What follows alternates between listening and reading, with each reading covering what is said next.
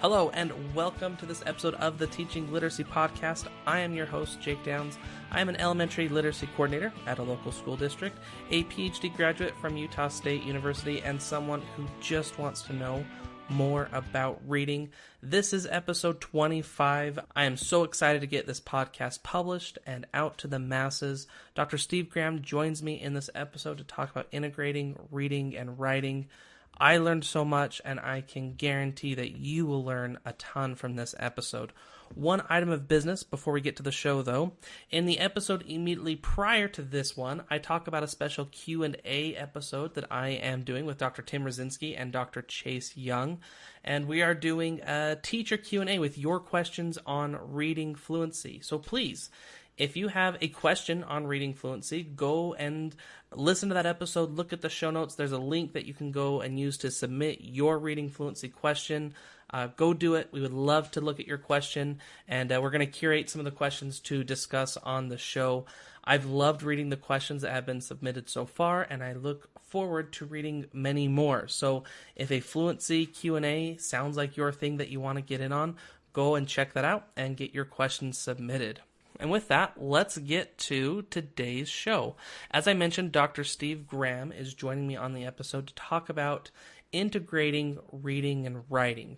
And we use that term pretty liberally. We meander a bit where we talk about reading and writing research and reading and writing theory and reading and writing instruction.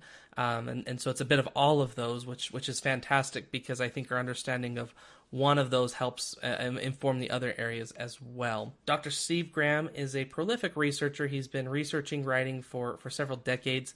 I think in the episode he said 42 years he's had an interest in writing research, which is incredible. Dr. Steve Graham is the Warner Professor in the Division of Leadership and Innovation in the Mary Lou Fulton Teachers College at Arizona State University.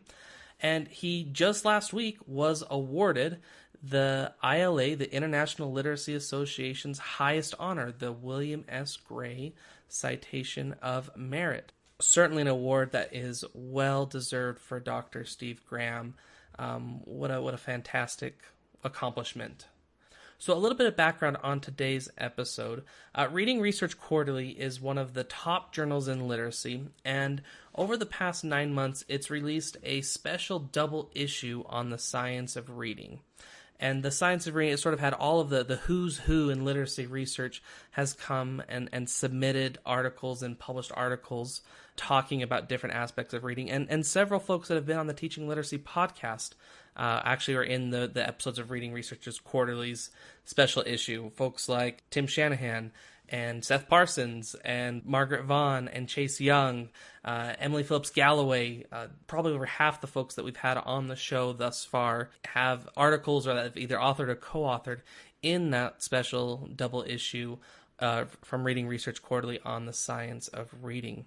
So Dr. Graham joins me on the show to talk about his article that he wrote where he talks about the research of reading and writing needs to be better integrated. And so we talk about several meta-analyses that he has worked on and published, as well as a litany of other things as well. I learned so much from Dr. Graham in this episode. It's a marathon one, it's a long one, but stick with it, buckle in, because there are many gems along the way. After the show, stick around for my 2 cents on the topic. And without further ado, I present to you Dr. Steve Graham.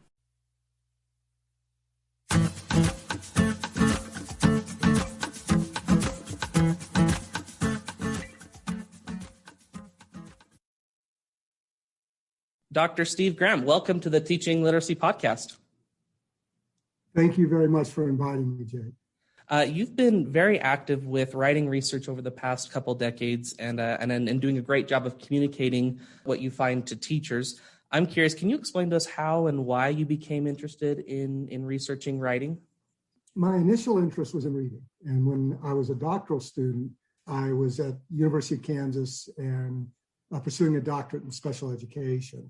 But I did a minor in reading. And the primary reason is that I didn't really feel when I was a teacher that I knew enough about how to teach reading to kids in general or to kids with special needs. And I did a dissertation that involved miscue analysis. And one of my committee members, after I passed the dissertation thing, obviously, but one of my committee members, Anita Sunby, who was in reading, said to me privately after the defense, she said, "You could have done better." And I reflected on it for a little while. That's never the news anybody wants to hear, but I respected her opinion because she was always very forthright. And I thought about it and I thought, this is like 1 out of 80 miscue analysis studies. It did do something a little different, but it really didn't move the needle very much. And I thought about, why didn't I do something more meaningful? And I realized that while I was still interested in reading, what had happened in about the last year's time is that I had become fascinated with writing. I was having to write as a doctoral student, really for the first time in my life. And I didn't have very high expectations about my writing in general. But as I started writing, I started reading the Paris Reviews, which are interviews with people like Steinbeck and Hemingway and Mailer and other famous authors of the time. And they were focusing in on process. Well, that's what I was struggling with, how to go about organizing, thinking about, evaluating, monitoring what I was doing. And I became increasingly interested in that. Now, this is not the place that a young scholar wants to find themselves in now.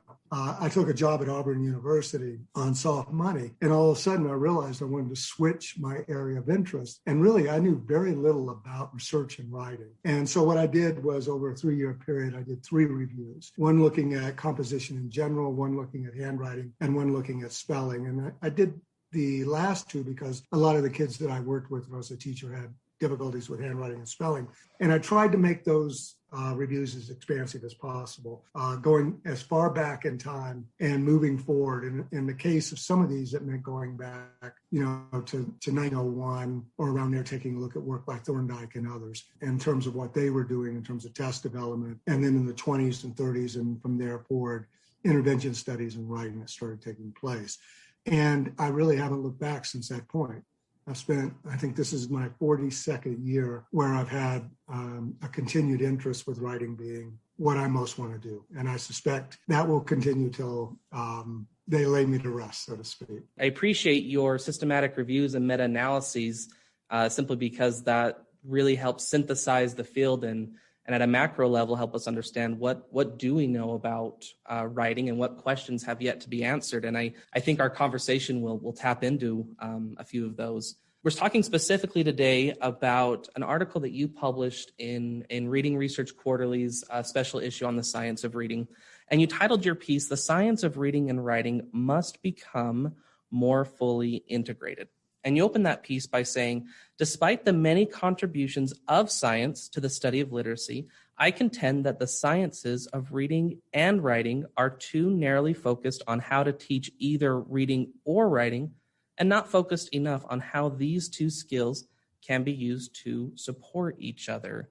Can you elaborate a little bit on that opening statement you made? Yeah, and I'm going to put some kind of parameters around this as well. So one of the things I think is important to realize is that you can learn to read and not learn to write. In fact, historically, we've known of many people who have read, but writing wasn't part of the instruction that they received. However, you can't learn to write without learning to read. And, there's a couple of ways of looking at this. One of the ways is to think about, okay, if you're somebody who finds reading challenging, what does that mean for writing? Well, almost in every study we looked at so far, if you had difficulties learning to read, you had difficulties with writing. Now, it doesn't necessarily flip completely the other way. Generally, if you have difficulties with writing, you're likely to have difficulties with reading, but not everybody who finds writing challenging finds reading challenging. So I want to put a little bit of parameters around this first. It's not a perfect association between the 2. But with that said, we've been able to collect over the last, I'd say 10 years through the meta-analysis that you mentioned, evidence that cuts both ways that suggest and suggest strongly, I have to say, that if you have kids write more and you teach writing and you have them write about what they read, all 3 of those things result in better reading. And that includes reading comprehension and can include sub-skills like reading fluency as well as word reading. And so just an example of this on a much more macro level. One of the meta-analysis that we looked at what happens when you teach spelling. So a couple of things. One is kids get better at spelling. So that's no surprise. If they didn't, we'd need to reconsider that whole process. But the second thing is we found that their word reading gets better. And that's not a surprise because, basically, while it's not, again, exact, decoding words and spelling words are a flip of each other, one going from sound to symbol, the other going from symbol to sound. And so if you gather information in terms of spelling, if you learn more about how the orthography is put together, then that has a good chance of generalizing over to decoding words. But more importantly, we found that reading comprehension improves as well when you teach spelling. And so, the basic mechanism behind that we suspect, and I think this is a good suspicion, is that as you become more, as your spelling gets better, you become a more fluent word recognizer. And as a result, that helps you in terms of the bottleneck that sometimes word recognition can create for young children in terms of reading comprehension. Now, it goes the other way as well. So when you have kids read more and you teach reading, or you even have kids observe what others are doing with something that's written, there's a corresponding improvement in writing. So the quality of students' writing gets better, and then various sub-skills can get better as well. Now, obviously, if you think about it, if you teach phonological awareness or phonics, then not surprisingly, spelling gets better. If you have kids read more, then they're, basically they become better writers. And the assumption there is that what's happening is that as they read, they're doing at least enough analysis so that they're learning something about the craft of writing, how this author thought about, the material he's presenting, how he puts together, how he organizes it, et cetera. Now, the real cap on this, so in a lot of ways, is that we completed a meta-analysis in 2018 that's published in Reading Research Quarterly as well. And we took a look at what happens when you give kind of equal time to reading and writing instruction. Now, by equal time, we didn't go 50-50, we went 60-40. So 60% of the time was spent teaching reading and 40% writing, or vice versa, 60% writing, 40% reading. What we found is when you do that, both reading and writing get better. And on the most important skills, writing quality and reading comprehension. So from a practical point of view, as a teacher, obviously we can use writing to leverage students' reading. We can use reading to leverage students' writing as well. And so it's kind of beggars the imagination in a way. Why haven't we been connecting this more in our research? Now, I'm not saying anything that we haven't recognized for a long time. When I wrote that piece for Reading Research Quarterly that you mentioned, it was sent out for review, like all peer review articles are. And two of the reviewers commented, "Don't we already know this? Don't we already do this?" And the reality is we don't to a large degree. And in fact, I think we do a better job of teaching reading than we do writing. You don't see a lot of writing instruction going on in schools. And I'm basing this on national surveys that we've done where we've asked teachers about their writing processes that they put into place. And this is random samples of teachers, either in the US or in other countries like in China, Norway, or Chile, where we've done some research.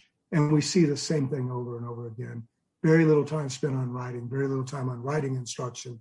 So, there's really not much chance to integrate the two. I really appreciate your perspective on that, and especially that you've validated in some of the research that you've done. But if we think of reading and writing as you referred it to, as two sides of the same coin, that can simplify down instruction a little bit to where we're not siloing it as much anymore. I mean, there certainly will be times where we're focused on just reading or just writing, but that we can think of the reading as the input and then the writing as the corresponding output.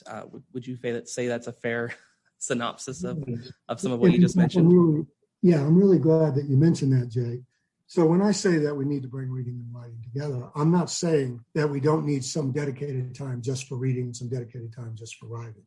What I'm saying is we need to look for places we can link them together more effectively. And maybe a simple example of this is when you think about creating a story, if it's a story that you're creating in the US and you're a 7-year-old kid, you basically know the parts of a story.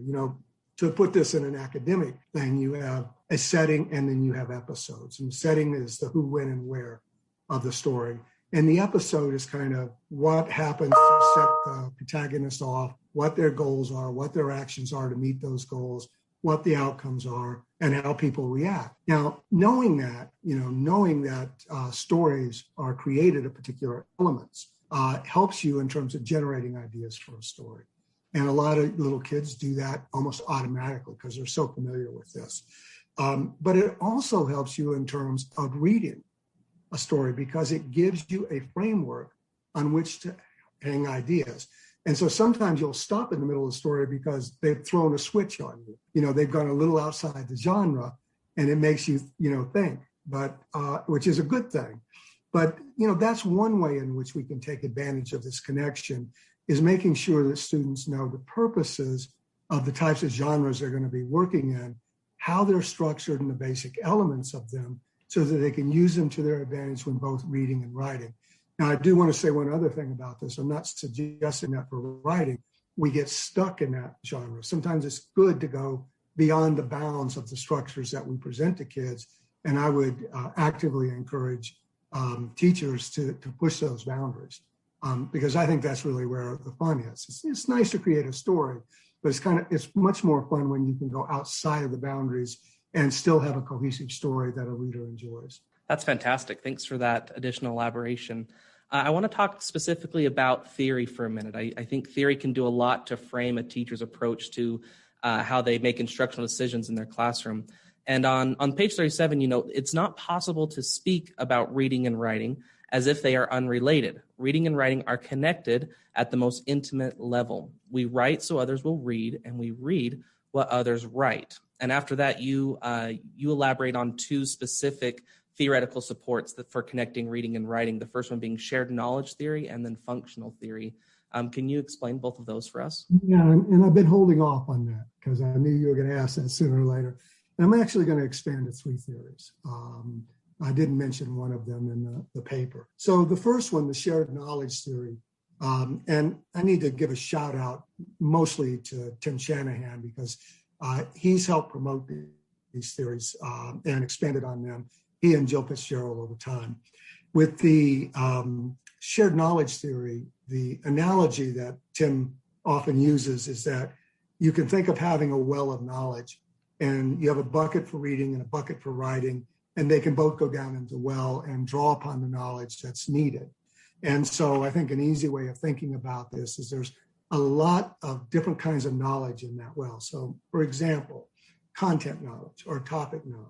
So to write something that's well done, you need to know something about that topic. If you're writing, let's say about the westward movement, you need to know something about that. And it's similar in terms of reading. It helps if you have, at least some background knowledge as you kind of hit your stride as you read through that.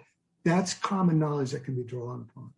We mentioned earlier, the knowledge of purposes and the elements and structure of genres. That's a similar kind of thing that you can draw on for either one. And I'll give one more example that we've also already used, which would be the links between sound and symbol. And so we have a considerable amount of that knowledge, and it can be drawn on in both directions. Now, why that is important is instructionally. So the basic idea is the one that I talked about in the research end a little bit ago, is that if I increase knowledge, say on spelling, then that increases our pool of knowledge that we have in terms of the links between letters and sounds or sounds and letters. So that gives you more to draw upon when you're reading. So that's the basic idea, is that if we increase our knowledge, topic knowledge, discourse knowledge, knowledge of basic foundational skills in reading and writing, then that should facilitate your ability to read or your ability to write. And that's what the evidence says. The second theory that you mentioned is more social cultural in orientation. And the basic idea is that both reading and writing exist for a purpose. And that purpose is meaning making. And you kind of touched upon that with the quote that you gave from the article. And that is, when we write, we're typically writing for someone else. Sometimes it's ourselves, like when we're writing a diary or we're writing about something that we're learning. But often it's meant to be something that's read. And so the basic idea here is that as you read or as you write, you can gain information. In a sense, we come back to that well again. You may gain information about what readers and writers do. So when I write, hopefully I'm thinking about my reader, my audience. And so what that does by thinking about reader and audience, it may mean that when I read, then I'm thinking about what the author did to, address his readers and audience. He has to give appropriate amount of background information. Or it may be as simple as reading with a writer's eye or writing with a reader's eye, so that I might take a look at the word choice that a writer's using and say, that's pretty nifty how he did this. I may try something similar. Or a teacher might have kids read something that has a cliffhanger in it, and then they try to develop a cliffhanger for their own story, and then they share it. So we look for reading as a way to gain information about writing, and the process of writing to be a way to gain information about reading. Now, there's a third approach that I didn't talk about, and that's the functional. So if you think about what the purpose of reading and writing are, there are multitudes, but one of them is to learn. And in school situations, starting now, right when you come to school, we're using reading and writing for those purposes. As students are gaining their facility and fluency with both those skills, we're having them read to gather information, we're having them write to think about information, and we can use those two together. And so, a perfect example of this, and a simple one, is when we write a report. We have to go out and find information. We read for it, we read it critically, we think about how we're going to present it, and we share that information in writing. And so those three views are all supported by research in terms of empirical findings saying that when you teach some aspect of either reading or writing, there's a good chance that it'll carry over if there's a reasonable expectation where you can see where it'll have an effect. When you have kids read and write, particularly from first grade to sixth grade, we have evidence that they become both better readers and writers. And then when you put reading and writing together for the purposes of learning, we have evidence there that improves students' learning as well. Two things that really stuck out to me is theoretical paradigms can get really complex really quick. And the well analogy of there's a single well of knowledge and we can draw the bucket down for reading or writing really it communicates that really clearly. But specifically also you mentioned reading with a writer's eye and writing with a reader's eye. And I think that frames perhaps how ways we might approach our reading and instruction in a way that might promote both reading and writing. Do you mind if I add one thing to that, Jay? Yeah, please go for it. As you were mentioning that, I was thinking about it. So with this idea of reading with a writer's eye and writing with writing with a reader's eye, I'm often reminded of an interview that I read with Toni Morrison. And basically she was asked, how did you learn to write? And her response was, by analyzing what I read, okay? Now, if you ask me that same question, it would be a completely different answer. Because when I read, I'm not concerned about what the writer was doing. I'm kind of along for the ride. So it's a Zen in the art of motorcycle maintenance kind of thing. Some people are very analytic when they read, and they, want to know what's going on underneath, in the engine, so to speak, under the manifold. Others of us are along for the ride. We don't care how the engine works. We're just enjoying the ride. Now, I say that because some kids seem to do this naturally in terms of kind of picking up on those things. And other kids need support to make those connections. But they're not that difficult of connections to make.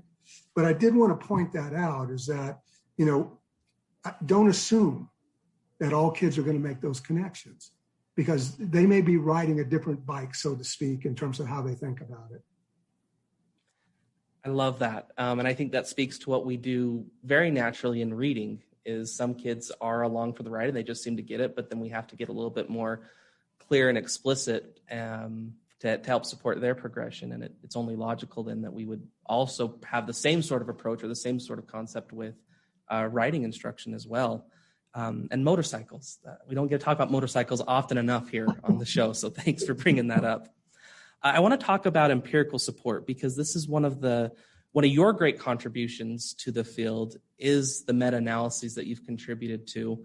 And so one specifically that I want to talk about first is, and you already referenced this one, but Graham and Harris 2018, where you talked about effective practices for writing instruction. Can you elaborate what that meta-analysis found on some effective practices for writing instruction?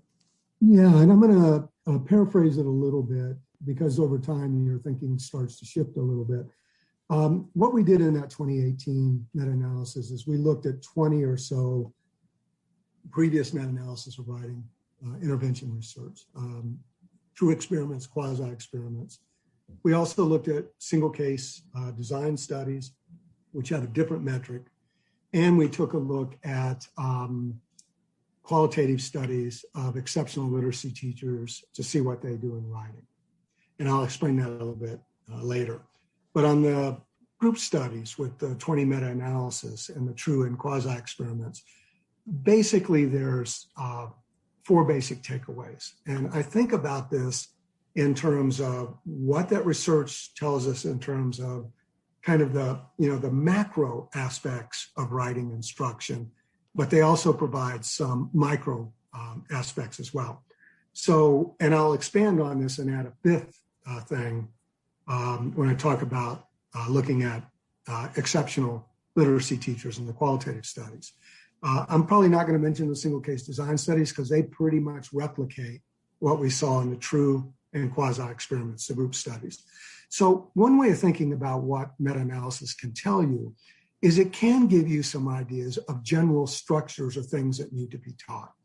And, this does involve some speculation on part of whoever puts this together.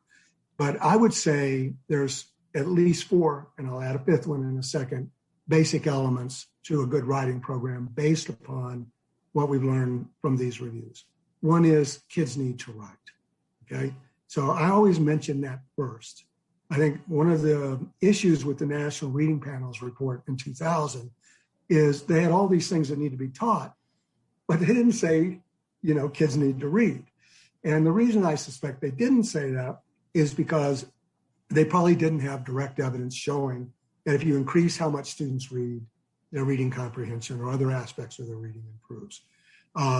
But in a lot of the interventions you look at, there's an awful lot of reading going on. So the good news for me is that at least from 1st to grade 6, what we saw is that when you increase how much students write by about 45 minutes per week, there was a corresponding positive improvement in the quality of their writing and corresponding positive improvement in their ability to comprehend text. So it's a twofer on this one. In addition to that, another thing that we found is that when you write about what you read, well, guess what? Your reading comprehension gets better. So that's another way of thinking about writing. And when you write about what you learn, learning that content material gets better. So basically, you could expand this out a little bit, say kids need to write, and they need to write for multiple purposes. And I would add from looking at the exceptional literacy teachers, they need to write for real purposes as well. But that would be one basic building block of a program. So another basic building block that we found is that as students write, we need to support them. So what do I mean by that? So I'm being very specific here. I'm saying as they write. So those can be supports that we provide right up front. So, pre-writing activities where they generate their ideas using a graphic organizer that helps them organize information. It can involve reading to gather information for what you're going to write about. It can involve setting goals for what you're going to write about. When you're writing, it can involve getting feedback from others. It can involve working with another person because when you work with another person, you get support as you're going along. Hopefully, sometimes these situations don't turn out quite like we hope they will.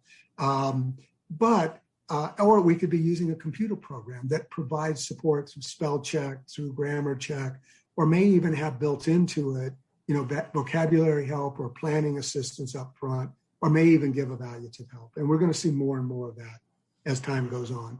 So that's the second basic component. And I want you to notice as I talk about these, I'm not giving all the specifics, but you can see some of the specific things that from an evidence point of view, we have evidence or we've been able to show that they work or demonstrate they work. A third thing that's also very important is that we need to teach critical skills, processes, and knowledge. And so what do I mean by that?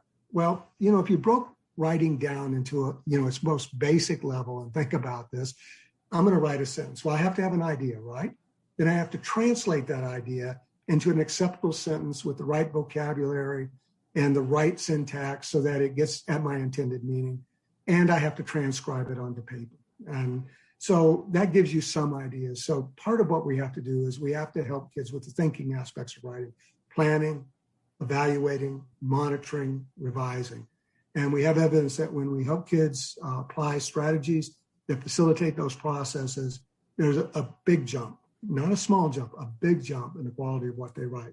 We also have evidence that when you teach kids how to become more facile in terms of creating sentences, that there's a positive impact both on sentence structure, but also in terms of quality of writing and reading fluency, another one of those twofer things.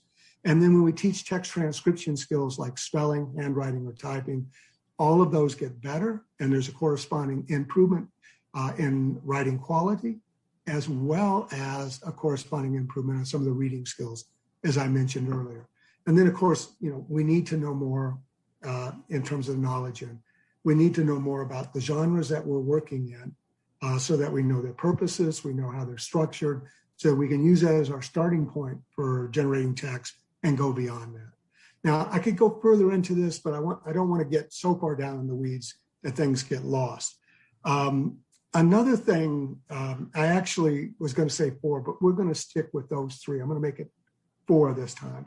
So one of the things that was very interesting to me was that we took a look in 2007 and again in 2015 at studies where it wasn't mostly teachers that were identified as highly effective writing teachers. We just couldn't find that many studies, but they were highly effective reading teachers.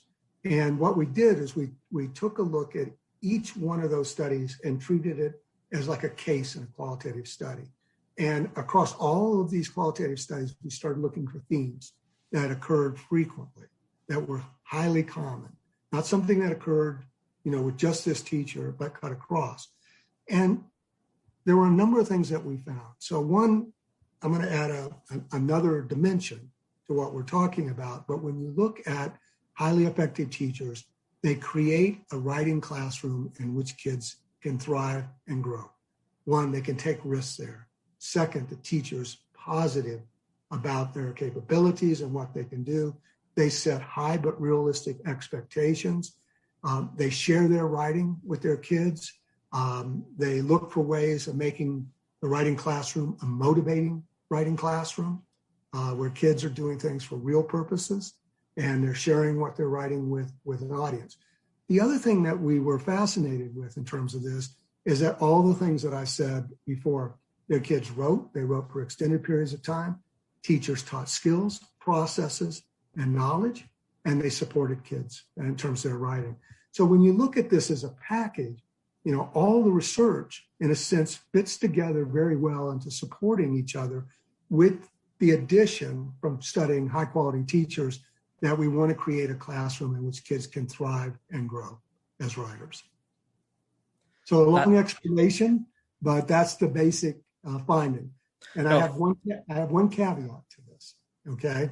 And that is basically there is not a direct correspondence between a teacher's classroom and a research study. Research studies are often done with support to the teachers. Nowadays you get professional development, coaching as you go along.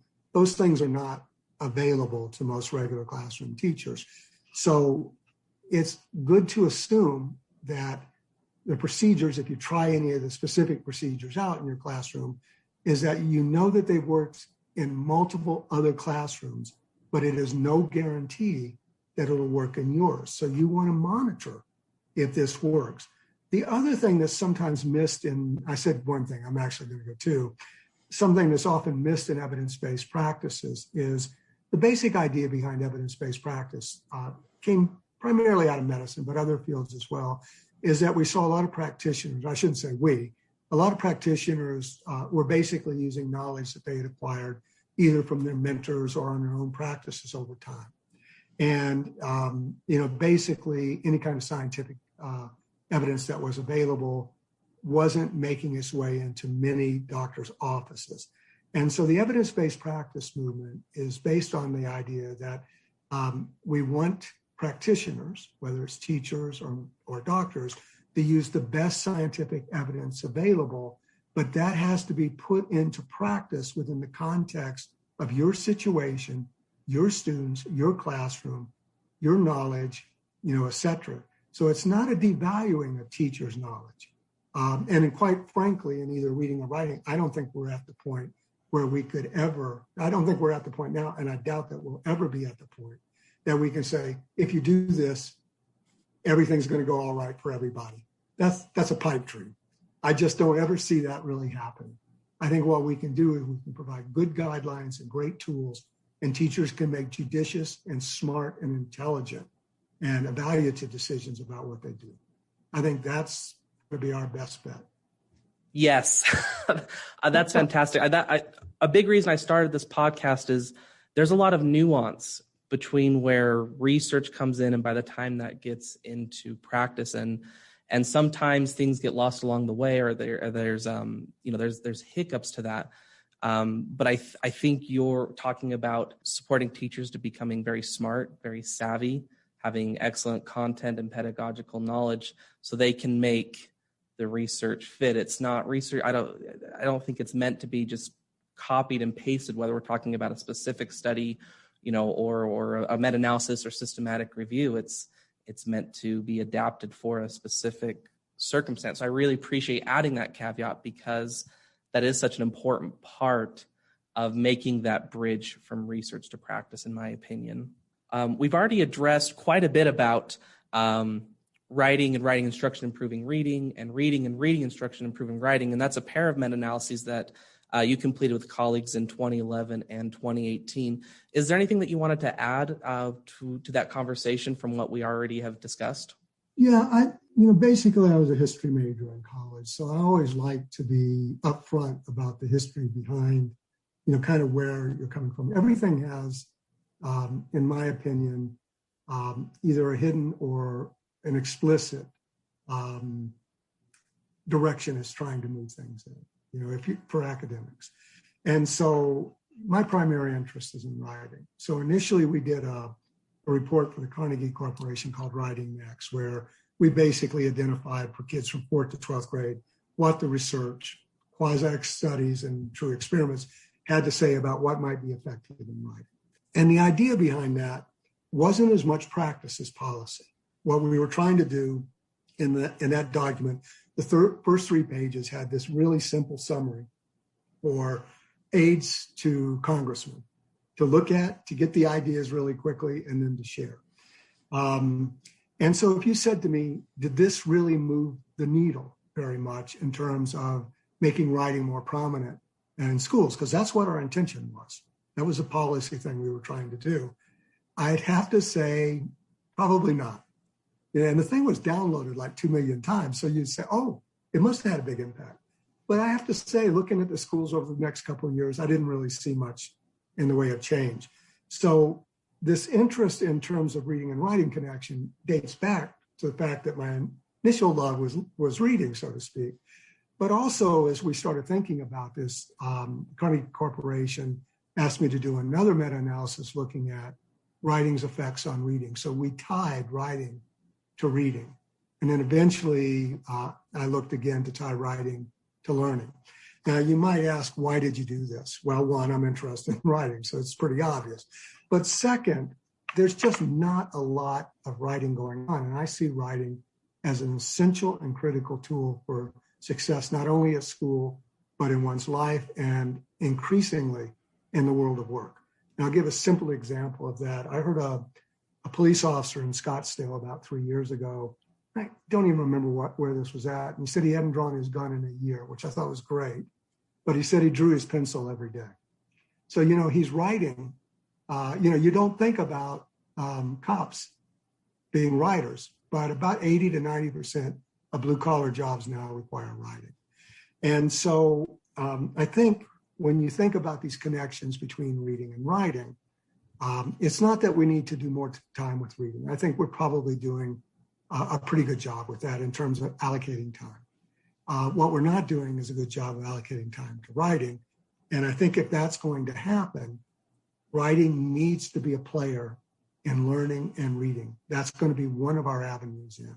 So this is more for the writing aficionado that I'm saying this. You know, I wouldn't be saying it if I didn't think it was a good idea and the evidence didn't support it, but it will have the positive benefits of helping kids become better readers. You know, that's one of the pieces missing from the National Reading Panel report. There are other pieces, obviously, but this is one that seemed to be an obvious thing that was left out. You know, I keep thinking in my mind, I keep going back to what you talked about initially, that you can be a good reader, but not necessarily be a good writer. But in order to be a good writer, you have to be a good reader. So there's not quite a two-way road there. Would you describe that as being a developmental perspective, meaning that writing is more complex than reading?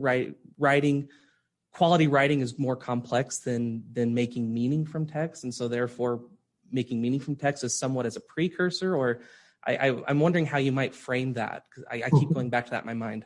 Well, I'm always a little leery about making some things more complex than the other. And so I'll give you an example of this and I'll answer the question. So there was a review in the 1980s by a guy named Patrick Groff at San Diego State University. I suspect a lot of people don't know who he is anymore, but he did these great reviews that were well written. And he had done a review saying that, you know, basically, oral language was not a good model for writing after kids turned about 10 years of age. And what he was saying is that writing is more complex than oral language. And on the face of it, that seems reasonable, right? Well, when you take a look more deeply into this, what you find is it depends upon the context and the type of speaking that we're talking about and the type of writing we're talking about. If I'm writing a note to my wife saying, honey, gone, I'll be back at 4:00 playing basketball, that sounds pretty much like speech to me. But if you look at a speech that somebody's given, often those are very complex and look pretty much like writing and can be more. So you have to be a little bit cautious in terms of this. But with that said, I would say that the production of written language is generally, with, you know, that around quotes on that, more complex than reading. But the reason that I said this before, actually, and this will get me in a little bit of hot water here, you could look at reading as being a sub-skill of writing. Now, that's a provocative statement, right? Because I said earlier that you can read without having to be able to write. So I recognize, you know, the disconnect here between the two things that I just said. But as a provocateur, think about this. You know, when you revise your text, you're rereading it. Usually you're rereading it sometimes to spot mechanical errors, etc. But often we have an eye towards making sure that it's clear, that it's understandable, that the sentence says what we want it to, and that our overall goals for writing are being met. Okay. So if I set a goal, I'm going to write something to be witty, then, you know, that's a hard thing to evaluate. But when I read back through it, I'm going to be reading critically for that.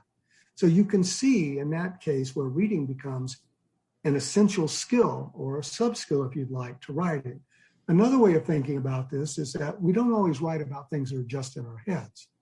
You know, a lot of writing is about things that are in our head and outside our head, that we're pulling from written sources or through interviews or other things.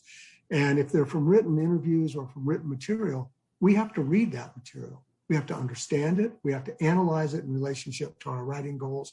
We have to think about what's important. We have to think about how we're going to bring that information from multiple sources together.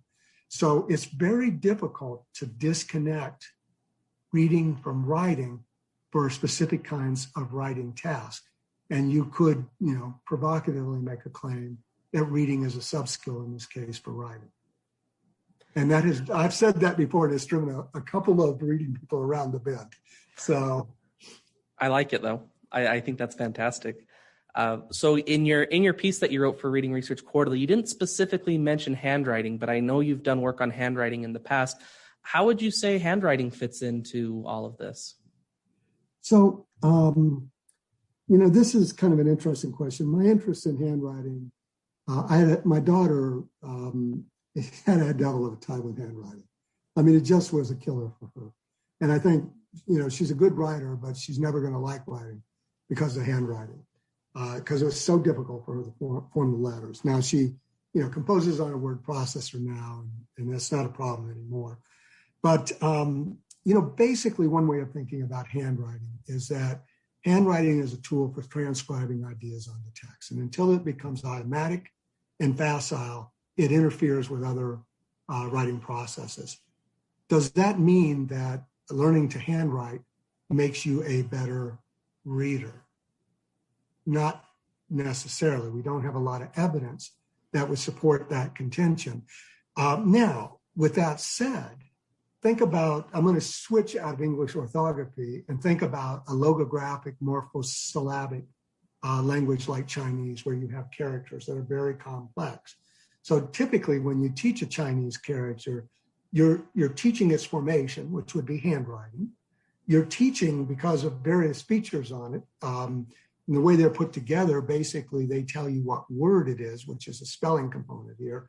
And these features also give you a clue to meaning. And so what you see in China, I've been doing some work with Elizabeth Singh at Macau University, is that Chinese teachers often teach all three of these components together. Why separate them when it's much more efficient? So when you do that, then you're really going to have an effect not just on how quickly you can quickly you can produce that symbol, but that you produce it in a way that others would recognize the correct spelling and get to the correct meaning of it when it's used in context. And the same thing would apply when we think about teaching handwriting in the US. So if you're teaching, the letter B makes a particular sound, and then you connect that to words and using it, then then there's going to be a corresponding effect. But they have to be brought together. If all I'm doing is showing a kid how to form a letter B, and they're tracing over it, and they're tracing over it, and they practice several times, there's not a whole lot of reason to expect that's going to have an effect on reading. The only thing it does is make you more familiar with letters. And there is some evidence that, kids who know letters earlier tend to be better readers. But my guess would be it's probably a proxy, because if they know, the letters of the alphabet in kindergarten, they're probably getting a lot of help with other things in reading at home. It's probably not a straight indication that knowing letters makes you a better reader. It's that other things are happening that this is also standing for a proxy for. That would be my interpretation of that. So unless handwriting is directly linked to reading or to sound, I don't think there's, my interpretation of the evidence is that there's not a strong link here. Okay. That doesn't mean you shouldn't teach handwriting. Doesn't mean that you shouldn't integrate the two. It's just I'd be very careful about making the claim. And what about handwriting efficiency of just the aspect of taking, when you're writing, you're trying to synthesize everything in your mind, and then you've got to get it, through your arm and your pencil onto the paper. How does handwriting efficiency maybe tie in to any of that? Yeah, so I want to give you an analogy here. Since I used Chinese characters before, I think it's around 6,000 characters that, depending upon where in China, somewhere between 4,000 to 6,000 characters students are expected to learn. That's a lot of characters, right? There is a way around this. One is learning to type. I don't know if you've ever seen a Chinese typewriter that's not in pinyin. Pinyin's a form of Chinese that's alphabetical, but your top speed is about 5 words per minute. So, you're really talking about here 25, 30 letters per minute. So if you're typing that slowly, or you're producing handwriting that slowly, think about how you write. So when you're writing, you have an idea. You got it circulating around in your working memory. And what you're trying to do is to take that idea and craft it into the appropriate vessel or sentence with the right words to convey your intentions. But keeping it there in working memory can be disrupted when you have to think about how to form a letter, right? So that if we're really talking about very young kids, all of a sudden I'm thinking, okay, I'm kind of drawing the letter B, then that information can slip away out of working memory as a way to think about that. And maybe you'll get that information back and maybe you won't. So one way in which handwriting, until it's mastered, can influence writing, disrupt writing, is that it can cause us to lose ideas or plans we're holding in working memory and working on. A second way is that our hand may not be fast enough to keep up with our mind. Everybody's experienced this. Ideas are coming just like this, and we can't get them down fast enough, and we lose some of them. So if your handwriting's very slow, so this is slightly different, it's not that you don't know how to form the letters or some of the letters, it's just that you're slow in producing them, then ideas can slip away as well. And a similar thing happens at the sentence level. So, while we're trying to think about, how to form this sentence, I was talking about the ideas and plans, but as we're working out how to form this sentence in our working memory, and we're struggling with writing letters, either we're slow at it or we don't know all the letters, that can be disrupted as well. So one of the studies that Bruce Sadler and I did in 2005 took a look at what happens when you teach kids to become more fluent with sentences through sentence combining. And what we found is their sentences got better, and we also found that the quality of their writing got better. And their sentences, so the sentences got better because, one, we taught them how to do that directly. The quality of their writing got better because the sentences in that writing were improved, and they had more resources available for doing other things in writing. Now, that last one's a bit of a conjecture because we didn't directly measure that. So like to be as forthright as possible when I make those conjectures. Well, we appreciate that. I really appreciate that perspective on handwriting and those details. And it sounds like to me then that if we're going on the opposite sides of the same coin thing, that perhaps, the efficiency of handwriting can be a bottleneck similar to on the reading side, word recognition or fluency. And so there's a component where it matters, but there might be also a level where there's diminishing returns as well, with perhaps overemphasis, but likewise underemphasis would also have negatively impact. So let me give you another way of thinking about this. That's the writer effect. There's also a reader. So we did a meta-analysis that's not as well known. It was published in a special education journal that went out of print. But basically the studies that we looked at, the way that they operated is you might have kids, 100 kids produce writing, and you rank them from the weakest writing to the best, and you pull out the one in the middle at number 50, so the 50th percentile average writing. And then you take that piece of writing and you make it very neat. You don't change any words, you just make it neat and easy to read. And you also make another version that's readable, but much less legible. So it differs in terms of the legibility aspect. You talked about the efficiency or the speed. There's two basic aspects to handwriting: legibility and fluency. And so when you ask teachers or other adults to rate those samples, you take 400 teachers and 200 rate randomly assign and rate the less legible one, and 200 rate the more legible one. What you find is that there is a huge effect in terms of rating on the quality of the ideas in the same text. We haven't changed a word. We've just changed what it looks like. And it's almost a full standard deviation. So making that, going back to that 50th percentile, a kid at the 50th percentile in the worst situations score drops to number 16. He gets moved down to the pile to number 16.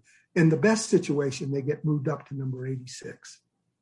And, that's really a stark example of how, presentation effects in writing can affect writers' judgments about the quality of what the writers say. And for those of us who have taught, if you haven't had this experience, you're a better person than I am, because invariably, if I have a handwritten paper that a student gives me and it's difficult to read, even though I know better, I tend to form a negative impression of what's going to be said. And I know better than this, but it's hard not to do.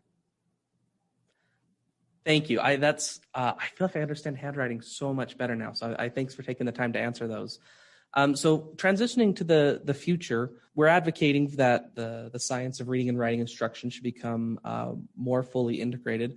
What do you see the next generation of reading and writing research looking like, and what questions remain unanswered? Well, I think one of the things that, I'm going to start small and move forward. So if you take a look at reading research now as it exists, and we look at writing measures, almost every time a writing measure is included in a reading study, it's spelling. It's kind of like reading researchers are in love with spelling.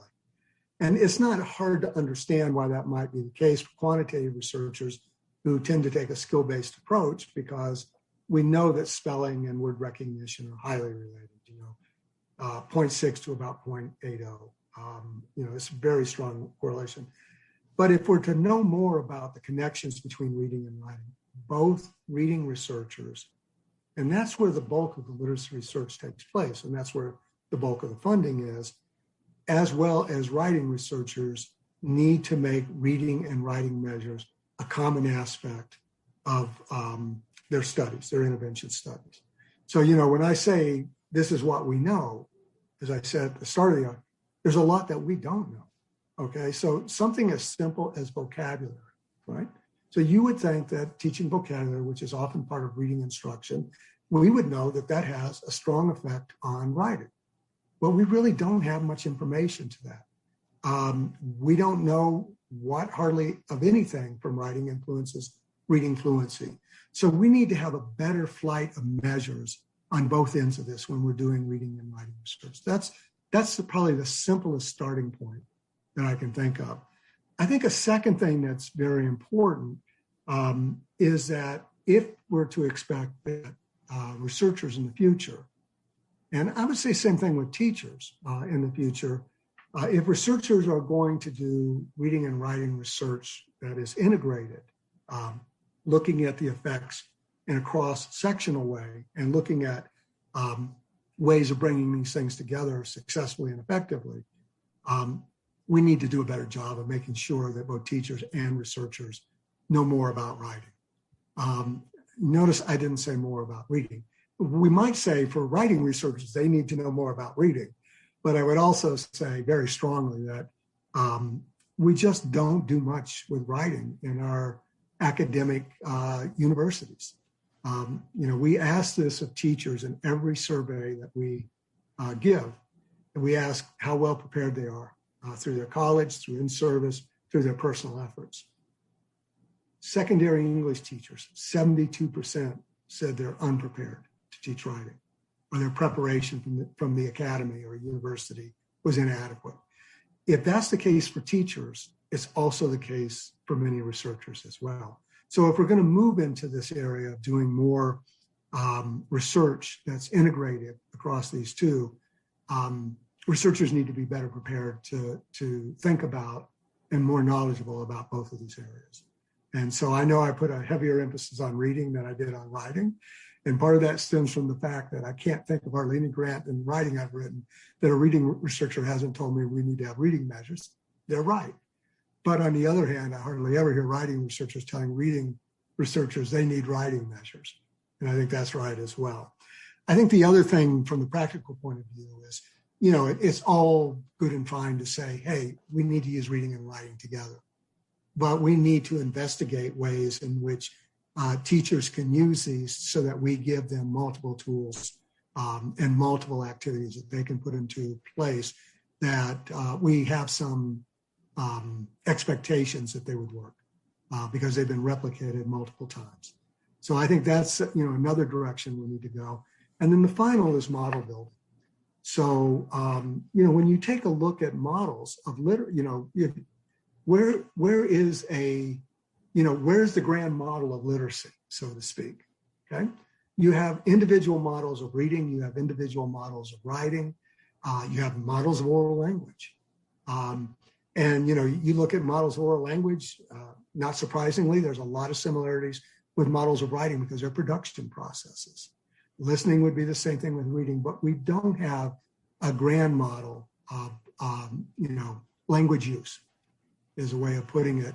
And we need to be able to test that and refute it, parts of it or all of it, and move forward with that so that we become more sophisticated in terms of how we think about this.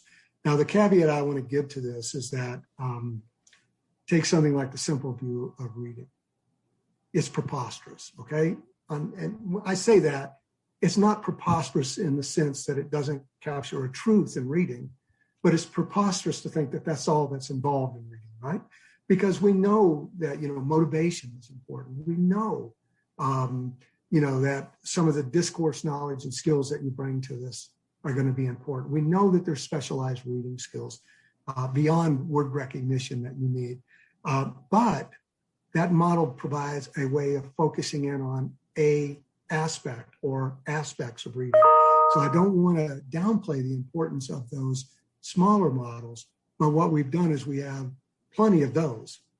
What we need is a grander model of how all of this operates that can provide a way for teachers to think about this, as well as for researchers to expand, refute, and modify.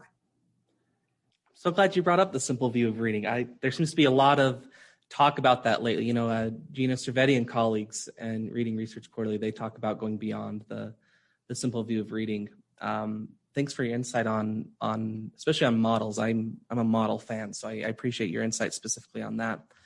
So perhaps we can conclude with a couple of practical implications, and our conversation's already just been sprinkled with those throughout the whole way. But if I'm a literacy teacher, and I believe in integrating reading and writing together to support my students, what mindsets or approaches might you recommend to me as I'm trying to do this better within my classroom? Okay, so I subscribe to a simple is better approach when you're trying something that you haven't done before. So one of the things I think is fairly simple and gives positive results is making sure that students write about what they read and they read to write. Now, that's not saying that's simple, okay? So let me give an example of this. We have a couple of studies that are not published at this point with kids who find writing challenging, that basically we're teaching them two strategies. We're having them write a persuasive text, say in social studies or another area, or an expository text, but they have to read source material before that. And so just giving them the source material isn't necessarily an effective approach. So we're teaching them a strategy for helping them think about the material that's going to be important for their writing. That's a little different than teaching them a strategy to understand the text. They have to do that, but what we want them to do is think about the text that's here and things that might support their reasons or things that they might refute. So they're reading that text with a very specific purpose, which is related exactly to what they're going to write about. And so in this case, we're teaching them both a strategy for the reading and a strategy for organizing their information on the writing end. Now, sometimes it can be a little bit simpler if we're writing about something that we read, because all kinds of things make a difference there. Taking notes, but you have to know how to do that. Generating questions of your own that you answer in writing, but again, it's more effective when you model it. Having kids summarize, but again, it works better if you teach how to summarize. And then there's some other things that we don't know as much about, but seem to have even larger effects. Having kids take material that they're learning about and writing a story about it, or writing something where they apply it, or defending a point of view, if that's appropriate for the material they're learning. For example, social studies material. So I think that's one way to start this quite easy. A second way to start quite easy is that idea that I mentioned before, reading with a writer's eye and writing with a reader's eye. So that when we have kids read, whether it's to go back or whether it's during, depending upon your approach to doing this, we have kids analyze text, and we don't stop there. Then what we do is we have them try out the techniques that they're seeing in text in their own writing. And then when we write, we hold discussions and conferences for kids or class discussions about their writing and what they're doing and how they're approaching their audience. That means having a clear idea of their audience in mind. And then, if we wanted to get at a more basic level, obviously, if you're teaching phonics, then you can be teaching spelling at the same time. So any of those three kinds of things are good places to start. And my feeling is you start with one and then you add something else in and you add another thing in. Or if you're using a commercial material, which a lot of teachers do, then you look for something that already, does a good job of doing this. And it really ranges. I don't recommend particular materials because I'm an author on too, and I do these meta-analysis and I make recommendations. So it seems, a little disingenuous to do that.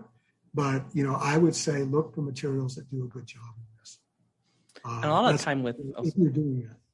Yeah, sorry to cut you off there. And a lot of time, even materials that are doing a pretty darn good job, but not a great job, a teacher with knowledge can adapt those and tweak it and make it fit for their specific.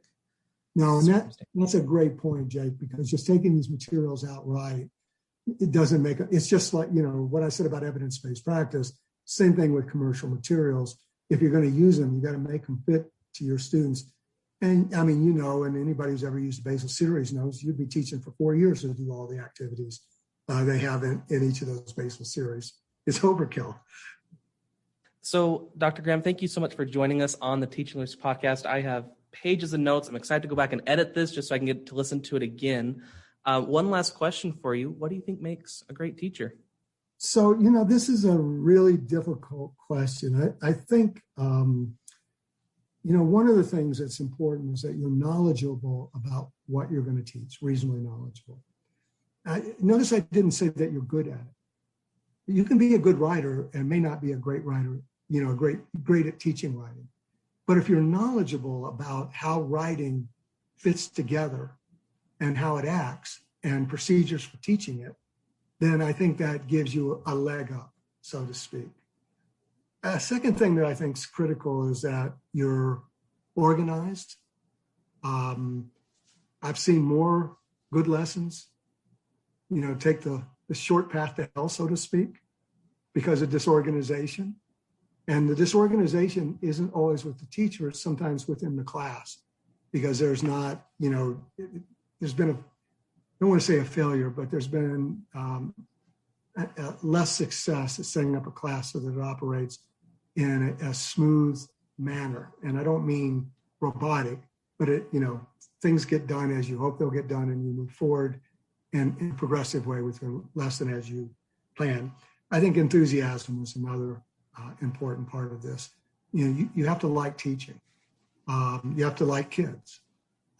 So, those are three things. There's other things that I could say, but I always think knowledge and motivation and being strategic in terms of, how you present things, how you organize your class. If you ask me about anything, what success is made of, it's made of knowledge, motivation, and strategic prowess. Dr. Steve Graham, thank you for joining us on the Teaching Literacy Podcast. Okay. Thank you, Jake. I really appreciate it.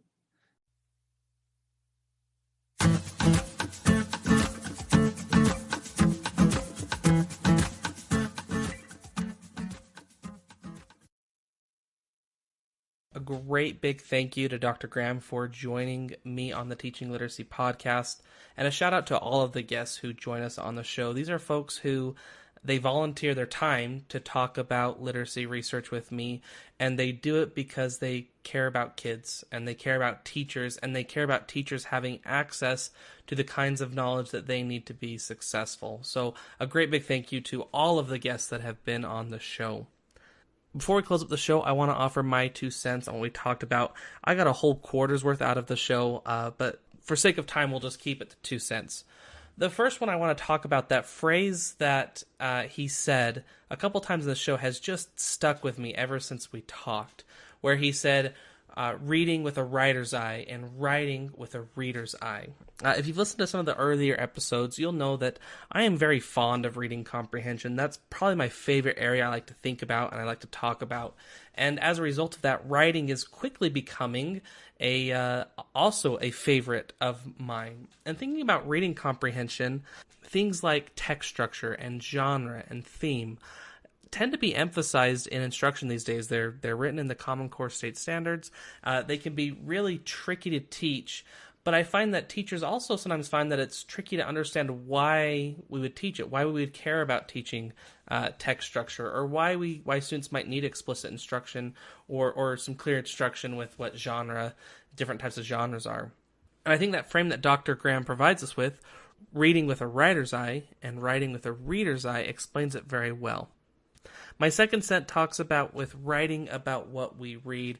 I have a short confessional I need to deliver here. When I was teaching writing in my classroom, I always felt like I needed separate texts for my writing instruction, that I would have this reading block and then I would have a writing block, and I wouldn't pull the text that I was using during my reading block into my writing block. So I would go out and curate different texts, shorter texts that either were connecting maybe with our social studies or with our science, but they weren't very long texts and they weren't very meaty. And I just never felt, I don't know, I guess I felt like it was cheating if I used the text that we were already reading about for writing. And looking back, I feel like I would have done my students a much better service by spending more time during my writing time writing about what we had been reading. That's really very clear to me now, because I would cast one line and get two fish back, so to speak. That by writing about what we were reading, I would improve both the reading comprehension of my students and their writing ability as well. So I would encourage you in your circumstance to think about, if you're already reading texts, which I know you are reading texts during the day, getting the water to the end of the row is then writing about it. Organizing the information in a particular way that's going to make it meaningful, and getting some text down on paper. That is all I have for today's episode of the Teaching Literacy Podcast. If you like this show or any of the other shows, please share it with a colleague. The show is just growing leaps and bounds. Every time I get little reports that talk about what the download rate is, I'm astonished. So thank you for your support, your continued support. It does mean a lot to me that we are getting knowledge of what experts in the field are thinking into the hands and into the ears of teachers, which I hope is supporting you in your classroom. This is Jake Downs with the Teaching Literacy Podcast, and until next time, let's go and teach reading just a little bit better.